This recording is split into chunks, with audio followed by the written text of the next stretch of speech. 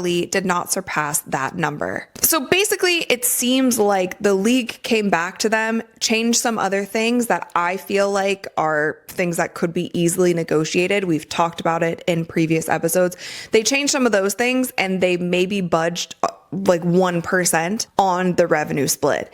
And what we've been hearing from all the players is if they do not budge on the revenue split, like that's all that they're focused on. And the players are also not going to budge. So we're getting to the point where one of them is either going to concede. 6 weeks. The WNBA Players Association waited 6 full weeks for a response to their demand for 30% of gross revenue. And when the league finally came back with their counterproposal last Friday night, they offered essentially nothing. Same revenue split they've been pushing all along, less than 15%, just some minor adjustments to housing provisions that frankly nobody's been fighting about. Sports Business Journal broke the story first. The WNBPA had requested 30% of league and team revenue with a $10 million plus salary cap. The league's response? They budged maybe 1% on the revenue split and threw in some concessions about 1-bedroom apartments for minimum salary players. That's it. That's what took them 6 weeks to come up with. Or they're going to strike or lock out because they're just calling one another's bluff. Basically, the players are saying, we're not budging until you give us this gross revenue split of 30%. The league is offering a net revenue split of 70%. And the league took 6 weeks to respond to this. And it doesn't seem like they changed too much. And Alexa Filippo tweeted about the changes to housing. And the WNBA's latest proposal included some concessions on housing. 1-bedrooms would be available for players on their applicable minimum salary, and with 0 years of service, 2026 to 2028 only. Developmental players would get studio. Here's what's actually happening. The league is offering a net revenue split of 70%. The players want a gross revenue split of 30%. Those aren't even the same calculation methods. Net revenue means the league deducts all their expenses first, then splits what's left. Gross revenue means you split the total money coming in before expenses. It's comparing apples to oranges, and the league knows it. The players have been crystal clear from day one. If the revenue split doesn't move significantly, nothing else matters. Not housing, not facility standards, not travel accommodations. Those are all negotiable once the money gets sorted out. But the league keeps coming back with proposals that tinker around the edges while refusing to address the core issue. Apartments, no significant updates on rev share. I feel like I've said about housing, I'm tired of hearing about housing. You know, when they talk about they're trying to distract you, I feel like this is a distraction. This is not the issue. If the league I guarantee you guys, if the league came back and they were like, sure, we'll give you 30% of gross revenue, you got to get your own housing, the players would be like, fine. And would sign it. You know what I mean? This is nothing. It bothers me. It bothers me that it's such a point of contention because they will figure that part out. That is something that will be figured out. And this is where it gets problematic. Because we're now in mid-February. And according to every report up until this point, if a deal wasn't done by the first or second week of February, the season would be delayed. Well, it's the second week of February.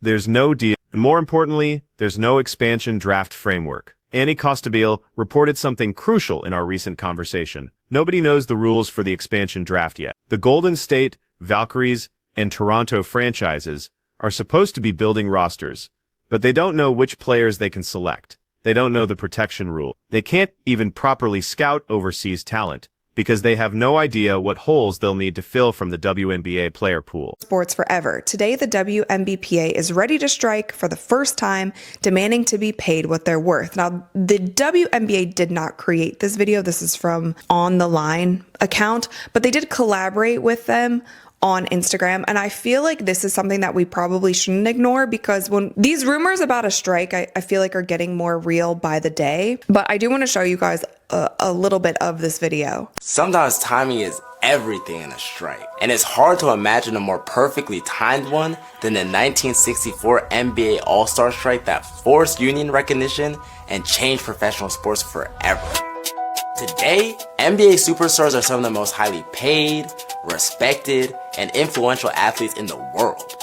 But rewind just a few decades. This isn't just about delayed negotiations anymore. This is about the structural integrity of the product on the floor.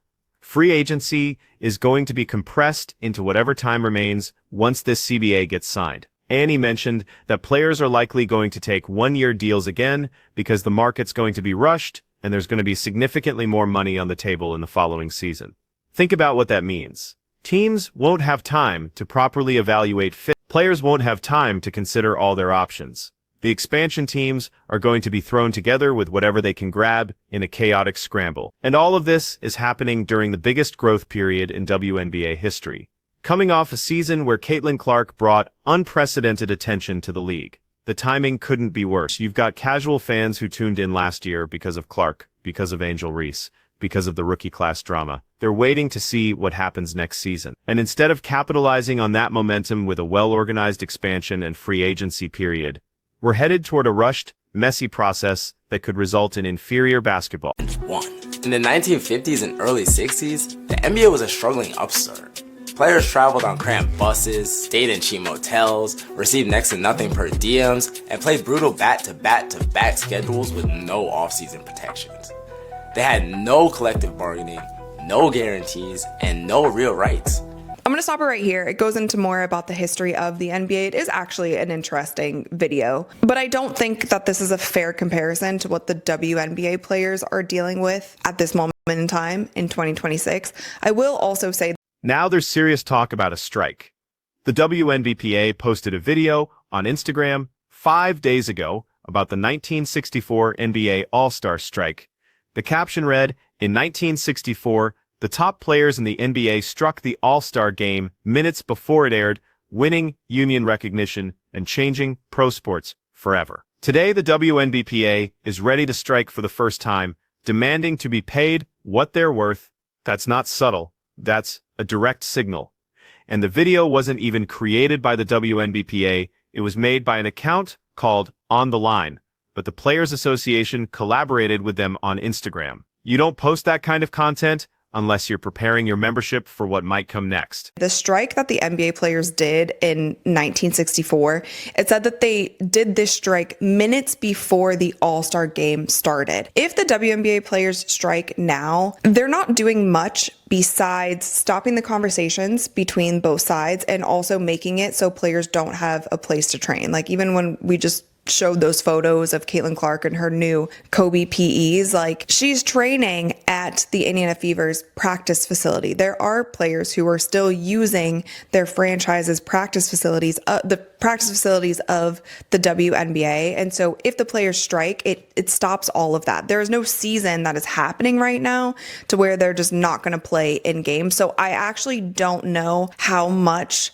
of an impact a strike would cause. Like, I think it would definitely put pressure. But here's the problem with comparing this to 1964. That NBA strike happened minutes before the All-Star game was supposed to air. Maximum leverage, maximum impact. The players had the league over a barrel because the game was about to be broadcast, and suddenly there were no players. A WNBA strike right now doesn't have that same leverage. There's no season happening. Training camps haven't started. The only thing a strike accomplishes is stopping negotiations and preventing players from using team facilities. Caitlin Clark's been training at the Indiana Fever practice facility. Other players are using their team gyms. A strike shuts that down, but it doesn't stop a broadcast, doesn't cancel sold-out games, doesn't create immediate financial pressure on the league. The league can wait them out. That's the uncomfortable truth. The players need the season more than the league needs to give in on revenue splits right now, at least from a pure leverage standpoint. The NBA players in 1964 had the game hostage. The WNBA players in 2025 are threatening to take themselves hostage. There are going to be certain owners who don't want to pay certain players maybe what their actual value is on the court if they are worried about their health or they are worried about them playing basketball all year round. Another player who just got injured is Ari McDonald. She is ruled out for the remainder of the season due to a right lower extremity injury. Annie Costable reported this, and she said in August, McDonald was ruled out the remainder of the 2025 WNBA season after suffering a broken bone in her right foot. And this is someone for the Indiana Fever. A lot of fans were calling for Ari McDonald to be back on the Fever. And for both of these players, I hope that they heal up quickly. And then there's the injury situation, which adds another layer to all of this. Breanna Stewart's teammate Bray Jones just suffered a torn meniscus playing overseas. She'll have surgery and hopefully be back for the start of the WNBA season, whenever that is. Arike Ogunbowale was just ruled out for the remainder of her overseas season with a right lower extremity injury. She broke a bone in her right foot back in August, missed the end of the WNBA season, and now she's hurt again.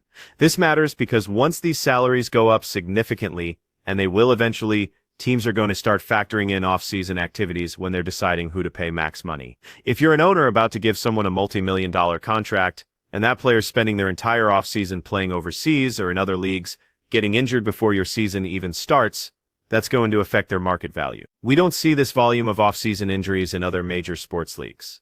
Part of that's because those athletes make enough money that they don't need to play year-round.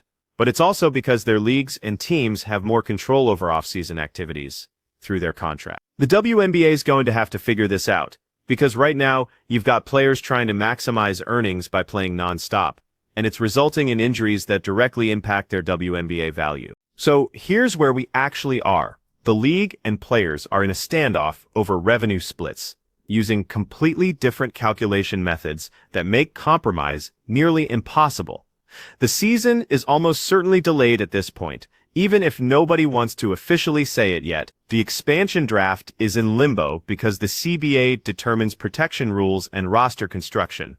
Free agency is going to be compressed and chaotic whenever it finally happens. And players are posting 1964 NBA strike content on social media, while the league takes 6 weeks to come back with proposals that change almost nothing. One side is going to have to blink. Either the league moves significantly on that revenue split, or the players accept something closer to what's currently on the table, or we're looking at a prolonged work stoppage, and every day this drags on, the product suffers. Not because of the negotiations themselves, but because of everything that can't happen while they're stuck. The expansion teams can't build their front offices properly. They can't scout effectively. They can't make long-term plans. The existing teams can't prepare for free agency. Players can't make informed decisions about their futures. Coaches can't install systems. And fans, the casual fans who just discovered this league last year, they're watching all of this and wondering if it's worth staying invested. That's the real cost here. Not the delayed start date. Not the compressed free agency period. The cost is momentum. The WNBA spent decades trying to break through to mainstream consciousness, and last year it finally happened. Caitlin Clark, Angel Reese, the rookie class drama, the playoff intensity, the record ratings, everything aligned. And now, in the moment when they should be capitalizing on that breakthrough, they're stuck in a negotiation where both sides seem more committed to their positions than to preserving what they built. The housing thing is a distraction. I'm tired of hearing about one-bedroom versus studio apartments. If the league came back tomorrow and offered 30% of gross revenue but said players have to find their own housing, the players would sign immediately. That's not what this is about. This is about whether the players are going to get a legitimate share of the revenue they're generating, or whether the league's going to keep them on the same basic structure they've had for years with minor adjustments. And look, I understand both sides have valid points. The league's probably not lying when they say the financials are complicated and they need to protect against future uncertainty. The players aren't wrong when they say they deserve more of the money their labor creates. But at some point you have to make a deal. At some point you have to decide that getting the season started and maintaining momentum is more important than winning every single point in the negotiation. Because here's what happens if this drags into March or April. The season either gets canceled entirely, which would be catastrophic, or it gets shortened significantly. A shortened season means fewer games for the expansion teams to develop their rosters. It means less time for Caitlin Clark to build on her rookie year. It means fewer opportunities for the league to convert casual fans into committed fans. It means less inventory to sell to broadcasters and sponsors. And if you're thinking the league won't let it get that far because they need the revenue too, remember that the WNBA has survived for decades without being profitable. The NBA subsidizes it. The owners can absorb a lost season if they think it positions them better long-term. The players can't. The players have maybe a 10-year window to maximize their earnings. They can't give away a full season of prime earning years. That's why the 1964 comparison doesn't really work. Those NBA players had leverage because they were about to play a game on television. These WNBA players have leverage because the league needs them to play eventually. But eventually is doing a lot of work in that sentence. The league can wait longer than the players can, especially the players in their prime years right now. So what's the path forward? Realistically, someone has to move. The league needs to come up significantly on that revenue split. Not in terms of net versus gross accounting tricks, but in terms of actual dollars that end up in player pockets. The players probably need to accept that 30% of gross revenue isn't happening in this CBA. But they should be able to get something in the low 20s that represents real growth. And then both sides need to fast-track everything else. Expansion draft rules, free agency timeline, facility standards, travel accommodations, all of it. Because every day they spend arguing over details is another day the expansion teams can't build properly. Another day teams can't plan for free agency.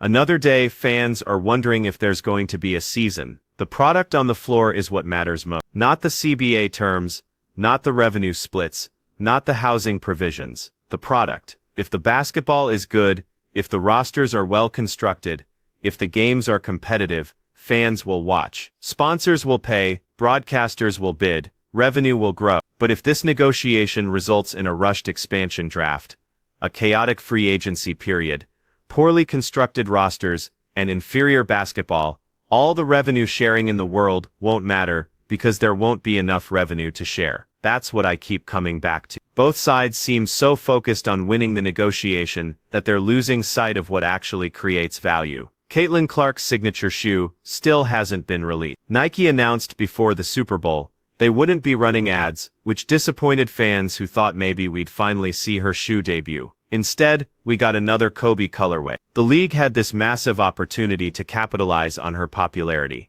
to turn casual fans into committed customers, and instead everything's frozen while lawyers argue over accounting methods. So here's my question for you, and I want you to really think about this before you answer in the comments.